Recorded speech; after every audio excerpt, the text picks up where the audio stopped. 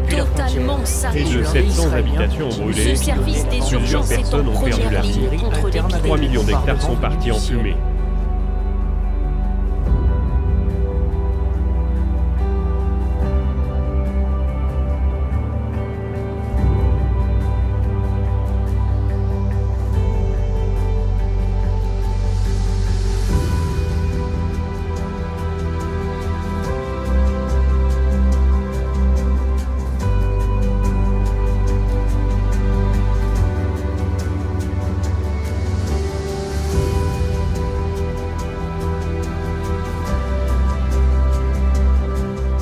Chers amis internautes, bonjour. Merci d'être présents pour cette session de conférence sur crise et catastrophe Côte Bondier-Été. Alors hier, j'ai eu l'opportunité pour écouter le pasteur Dari sur la personne de Jésus. Et aujourd'hui, c'est le pasteur Ben qui vous cause sur le salut. C'est-à-dire, comment est-ce que Jésus, qui son mission, qu'il vient accomplir sur la terre, comment il vient pour lui sauver l'humanité. Et à part de lui, puisque Jésus trouve la beauté de sa personne, à part de lui, personne n'est pas capable de nous sauver. Voilà qui fait nous adorer, nous reconnaître lui comme sauveur et Dieu. Donc, je prends bonne compagnie avec le pasteur aujourd'hui, mais avant qu'il me laisse la place, laisse-nous dire ensemble un mot de prière. Nous, Papa qui est dans le ciel, me dis toi merci de ce qui te permet qu'il nous là pour à nouveau écouter tes paroles et me prier pour qu'il te donne nous ben oreille attentive, un cœur ouvert, disposé, et qui te bénit aussi le pasteur qui vous prend la parole aujourd'hui. Au nom de Jésus, me priez toi. Amen.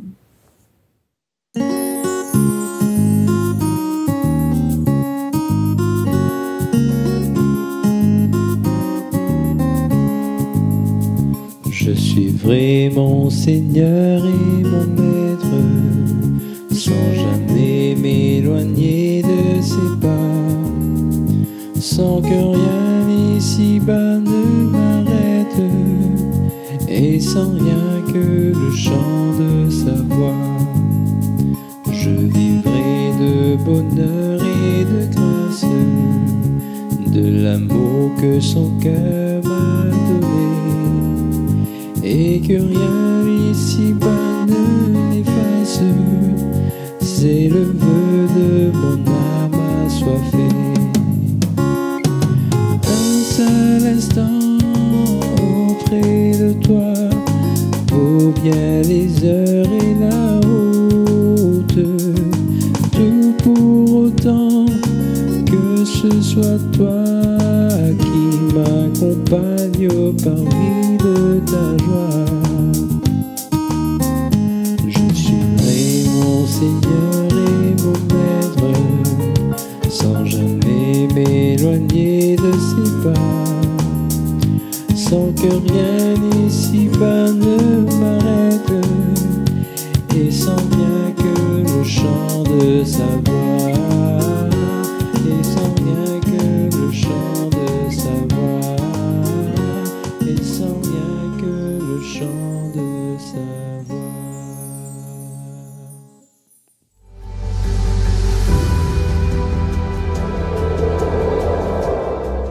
Crise et catastrophe, Côte Bondier-Été. Aujourd'hui, nous pouvons regarder ensemble qui plan bon Dieu n'a pour l'humanité. Certaines personnes affirment que Dieu est mort. De dire que bon Dieu fin abandonne nous, il fin quitte la terre, parce que lorsque nous regardons tout ce qui peut passer autour de nous dans l'époque que nous pouvons vivre, rien ne va dans ce monde. À l'exemple de Martin Luther, certains chrétiens je tiens un père de Dieu. Je décris Dieu comme Zeus, ce Dieu qui avec ce trident, qui peut guetter nos moindres gestes, nos moindres actions pour qu'il épine nous. Bonne nouvelle pour nous aujourd'hui. Dieu n'est pas mort. 1 Jean 1er, le 1 Jean 4, le verset 8 pour dire nous, Dieu est amour. Dieu est vivant, Dieu nous aime, Dieu est là à nos côtés. Malgré que le monde soit dans un chaos, malgré que le monde soit un chaos qui semble aller à la dérive, Dieu nous parle de salut. Aujourd'hui, nous cause du salut, nous cause de ce plan qui, bon Dieu, est en réserve pour toi et pour moi. Dieu affirme-nous qu'il est au courant. Il connaît tout ce qui peut passer autour de nous et il vient déjà prévoir un plan de salut pour toi et pour moi. Mieux encore, sur le plan de Dieu, ce plan fut établi déjà avant la fondation du monde, avant même qu'il bon Dieu pour créer l'humanité, il était déjà dans ce plan bien établi. Cependant, laisse-moi dire toi, laisse-moi rappelle-toi, qui nous impliqués dans une guerre entre le bien et le mal. Nous sommes au cœur, nous sommes au centre d'un conflit.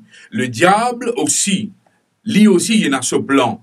L'île trompe-nous, l'île séduit-nous, l'envie éloigne-nous du plan de salut qui bon Dieu fit nous faire à toi et à moi en Jésus-Christ.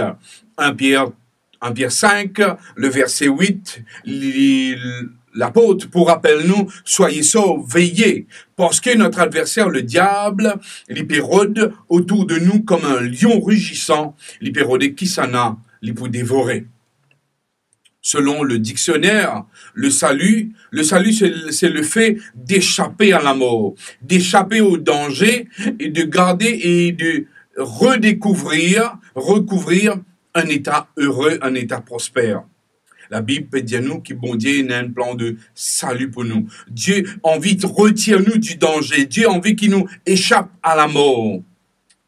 Éphésiens 1er, le verset 3 et 4, pour dire nous que nous sommes bénis en Jésus-Christ. Béni soit Dieu le Père de notre Seigneur Jésus-Christ, qui nous a bénis de toutes sortes de bénédictions spirituelles dans les lieux célestes en Jésus-Christ. En lui, Dieu nous a élus avant la fondation du monde pour que nous soyons saints et irrépréhensibles devant lui. Nous sommes bénis. Bénir, c'est quoi? Bénir, c'est accorder une grâce spéciale à quelqu'un. Dieu a choisi de nous accorder une grâce spéciale. Avant même la fondation du monde, Dieu vient choisir pour de nous un cadeau. Cette merveilleuse promesse ne veut cependant pas dire que tout humain sera sauvé. Oui, le plan du salut est offert à toute l'humanité. Mais la Bible est claire que pas tous seront sauvés. Matthieu prend l'exemple de Matthieu 7, le verset 23. Jésus pour dire, je le dirai ouvertement, je ne vous ai jamais connu, retirez-vous de moi, vous qui me commettez l'iniquité. Donc la Bible affirme nous qu'il peut y avoir au moins un groupe de personnes qui ne peuvent pas accepter. Il y a un groupe de personnes qui peuvent refuser, donc il y a un groupe de personnes qui seront perdues parce qu'ils ne peuvent pas accepter le cadeau que Dieu donne de nous. Comment faire donc pour avoir la vie éternelle? Comment beaucoup de chrétiens, Martin Luther, il essaye, dans certains moments de sa vie, il croit qu'il est capable de faire tout pour qu'il est capable de gagner la vie éternelle. Il pensait qu'il est capable de mériter le salut. Donc il a fait de son mieux. Il fait gravir les marches de Pilate à genoux, il type mortifier lui, il type flageller, taper coup de fouet, pensant qu'il est capable d'expier ses péchés. Il faisait autant de bonnes choses possibles, autant de bonnes œuvres possibles pour contrecarrer, pour contrebalancer ses péchés. Mais, vous êtes d'accord avec moi, nous aussi pareil, malgré qu'il nous peut faire toutes ces bonnes œuvres-là, pensant qu'il nous gagne la liberté, mais nous sentons-nous toujours sales, toujours pécheurs. Jusqu'à ce qu'il commence à étudier le livre de Romains, et là, il peut découvrir le texte clé, Romains 1er, le verset 17, pour dire nous, et Martin, pour découvrir cela, le juste vivra par la foi. Et le texte continue dans Romains 6, le verset 23, qui vous dit à nous, car le salaire du péché, c'est la mort, mais le don gratuit de Dieu, c'est la vie éternelle en Jésus-Christ, notre Seigneur. Le salut s'obtient par la foi. Quand Dieu a institué le système sacrificiel, il pour nous montrer nous deux choses. Dieu, il a envie de montrer nous deux choses. La première chose, c'est que le péché n'a un prix. Et la deuxième chose, c'est qu'il lui-même, il pour payer le prix. Bonne nouvelle pour nous, n'est-ce pas? Bien que l'homme a péché, Dieu a établi un plan de pardon, un plan de rachat pour l'humanité. Le mal est fait, mais nous a payé le coup. Et la dette doit être payée. Quelqu'un doit payer la dette. Jésus vous propose lui-même en substitut pour payer la pénalité. Oui, le salaire du péché, c'est la mort. Donc, il y a quelqu'un qui a besoin de mort. Et celui qui est dans la vie, lui, celui qui est sans péché, il a pris ma sentence. Moi qui mérite la mort, moi le pécheur, Jésus qui possède la vie, Jésus, il prend nos sentences, Jésus, il prend mon péché, Jésus, il prend mon condamnation, et il vient de moi sa liberté. Il vient de moi sa vie, et il vient prendre mon culpabilité. Toi qui écoutes moi, nous tous, nous besoin d'un substitut. Car personne n'est assez bon. Nous avons besoin d'un substitut parce que personne n'est pas assez bon. Nous prenons l'exemple d'Abraham. Beaucoup de personnes, la Bible dit à nous, Abraham était quelqu'un de bien. Abraham était un homme fidèle, un homme sincère. Mais il n'est pas capable de justifier lui par lui-même. Il n'est pas capable de rendre lui-même juste. Par son action, par tout ce qu'il a envie de faire, il n'est pas capable de justifier lui. Pourquoi? Car la Bible dit à nous, tout humain est pécheur. Et le salaire du péché, c'est la mort. Romains 4, le verset 2 à 5, pour dire nous, si Abraham a été justifié par les œuvres, il a sujet de se glorifier, mais non devant Dieu. Car, que dit l'Écriture? Abraham crut à Dieu, et cela lui fit imputer à justice. Or, à celui qui fait une œuvre, le salaire est imputé non comme une grâce, mais comme une chose due. À celui qui fait point d'œuvre, mais qui croit en celui qui justifie l'impie, sa foi lui est imputée à justice. Abraham crut en Dieu, et cela lui fit imputer à justice. Genèse 16, Genèse 15, le verset 6, pour dire nous cela, parce qu'Abraham est croire. Abraham a cru en Dieu, et bon Dieu finit de lui sa cadeau là. Cela lui était imputé. Pas parce qu'il était juste. Abraham n'a pas été sauvé, Abraham n'a pas été déclaré juste, parce que il fait toutes les choses qui est bien. Il n'a pas été déclaré juste à cause de ses bonnes actions. Ce ne sont pas les œuvres d'Abraham qui l'ont rendu juste. C'était sa foi. La foi en quoi? La foi en Dieu, la foi en les promesses du Seigneur, la foi en les promesses que Dieu fit vers lui, pour bénir toi, et toutes les familles de la terre seront bénies en toi. Toi qui m'écoutes, aujourd'hui, nous avons la bonne nouvelle. Nous prenons l'exemple aussi, nous prenons l'exemple d'Abraham, nous prenons l'exemple aussi de Moïse. Moïse fit recevoir les 10 commandements. Mais est-ce que les 10 commandements finissent sauver? Bien sûr que non, au contraire. Les 10 commandements, la Bible dit à nous, les 10 commandements est un miroir. Les 10 commandements est un miroir qui démontre-nous, qui montre-nous nos erreurs. Il indique-nous, au contraire, que nous avons besoin d'un sauveur. Qui par nous-mêmes, nous pas bons. La Bible pour montrer nous, les 10 commandements pour montrer nous, la côté des taches sur nos visages. Le miroir pour montrer nous les taches, mais le miroir pas enlève les taches. Nous avons besoin que quelqu'un nous lave. L'ancienne alliance, la Bible, depuis la Genèse, pour raconter-nous. La Bible pour raconter-nous que depuis la Genèse, Adam et Ève ont chuté. La Bible pour raconter-nous que le message qui, bon Dieu finit là, déjà à la création, c'est qu'il finit déjà donné un plan de salut. L'évangile. L'évangile qui nous dit les évangiles de Matthieu, Marc, Luc, Jean. Les évangiles, mais ce sont les évangiles de Jésus. Les évangiles veut dire bonne nouvelle. C'est quoi la bonne nouvelle? La bonne nouvelle en Jésus. Oui, nous avons une bonne nouvelle parce que nous sommes acceptés de Dieu. Quelle que soit la misère de nos conditions, quelle que soit la façon qui nous était, quel que soit nos degrés de péché, en Jésus-Christ, nous sommes purifiés. La continuité, si nous couverts du mal, si nous remplis de tout ce qui n'est pas bon, si nous croyons dans les promesses de Jésus, si nous acceptons le pardon en Jésus-Christ, si nous confessons nos péchés et nous venons devant Jésus, nous disons à Jésus, moi accepter le cadeau qui te paie de moi, sa grâce, la grâce est ce cadeau immérité. Moi d'accord, moi pas mérité parce que je suis pécheur, je suis le plus vil des pécheurs comme la Bible dit à nous. Mais lorsque moi accepter le cadeau, le sauveur, celui qui vient substituer lui à ma place, celui qui a pris ma place, l'avocat qui vient défendre moi. Lorsque le juge va dire, qui ça n'a pour représenter, ben, Jésus peut dire, lève la main, oui, je peux défendre lui. Moi, prend ce case. Nous passer, nos culpabilités, nos actes, ne plus n'a aucune importance. Le passé est passé. Ce qui compte, c'est que par la grâce du Christ, qui est mort pour nos péchés, nous sommes capables d'être pardonnés, nous sommes capables d'être justifiés, nous sommes capables d'être purifiés. Non, pas pour ce qu'il me peut faire, pour que je sois justifié. Mais au contraire, pas parce que c'est qu'il me vient faire, mais malgré tout cela, c'est parce que Jésus peut faire. C'est tout l'intérêt de tout cela. Nous sommes sauvés. Non par nos œuvres, mais par les œuvres de Jésus-Christ pour nous. Parce que Jésus a incarné lui-même la justice même de Dieu. En Jésus-Christ est la justice.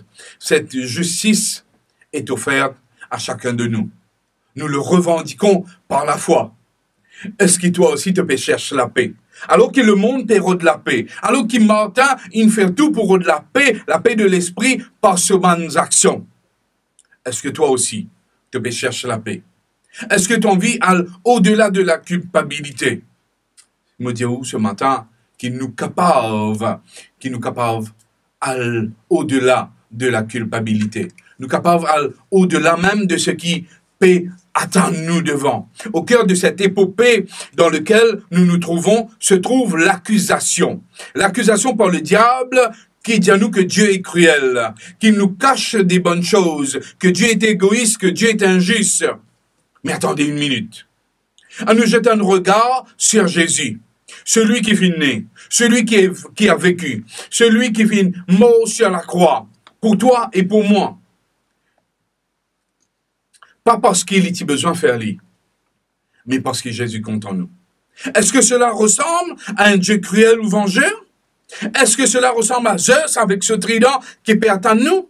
Mais au contraire, la croix chrétienne est une déclaration que Dieu est amour. Dans la grande controverse, le diable accuse Dieu de tout. Le diable accuse Dieu de tout ce qui lui-même y était. Le diable lui-même, il accuse Dieu d'être méchant, d'être taquin, d'être cynique, d'être égoïste. Mais c'est lui, le méchant. Mais la croix de Jésus fait taire cette attaque. La croix de Jésus fait taire cette attaque. Au contraire, c'est le dévoilement complet de la grâce étonnante de Dieu aux yeux de tous. Dieu est vivant. Dieu est amour. Dans son amour, il ne nous laisse pas sans espoir avec la peine de mort, mais il a payé à la croix, même si nous ne le méritons pas. Mais, mon vous demande-toi aujourd'hui, alors qu'il nous l'a devant le cadeau du salut, alors qu'il nous l'a devant le cadeau qui bon Dieu finina, que Dieu a offert à la croix. Est-ce qu'il t'a envie d'accepter ce cadeau de la grâce? Est-ce qu'aujourd'hui, tu as envie de remettre la vie entre les mains de Dieu? Est-ce qu'il t'a envie d'accepter le salut en Jésus? Si tu as envie d'accepter la côte-tuété, me demande-toi, coupe le front. Et même si tu as envie, mets-toi debout. Oui, dis à Dieu, mon vie, servis-toi. Mon vie, laisse-toi diriger la vie. Mon vie, croire dans ce salut, croire dans ce cadeau qui te paie de moi. À nous prier ensemble. Seigneur Jésus, merci pour le cadeau, merci pour la grâce, merci pour le cadeau du salut qui te peut offert à toute l'humanité. Avant même qu'il nous fasse conscients de notre état, Seigneur Jésus te fit mort sur la croix pour nous tous. Nous tous qui là, Seigneur, nous envie accepter ce cadeau qui te peut offert à nous. Mais grand Dieu, avant toute chose, nous connaît que nous sommes des pécheurs. Nous savons que nous sommes des pécheurs. Nous pas mérite la vie, mais nous accepter les promesses qui te viennent dire nous que Jésus-Christ donne sur la vie, afin que nous capables de vivre en lui. Te bénis nous, Seigneur, que nous sommes justifiés en Jésus-Christ lorsque nous acceptons le cadeau du substitut. Nous acceptons le cadeau qui est un sauveur qui vient, qui meurt à ma place. Et te bénis nous, Seigneur, te prépare le ciel et très bientôt te pourrais tourner pour qu'il nous capables de vivre l'éternité avec toi. Prépare-nous pour ce jour, pour ce grand jour. Nous allons fêter l'éternité avec toi. Dans le nom de Jésus, nous le prions. Amen. Chers internautes, petit rappel, si vous êtes besoin de la prière, visite un pasteur, apprendre davantage de la Bible, contactez-nous dans ce numéro-là. 58 55 35 35 58 55 35 35 et pas oublier, inscrivez-vous le même numéro.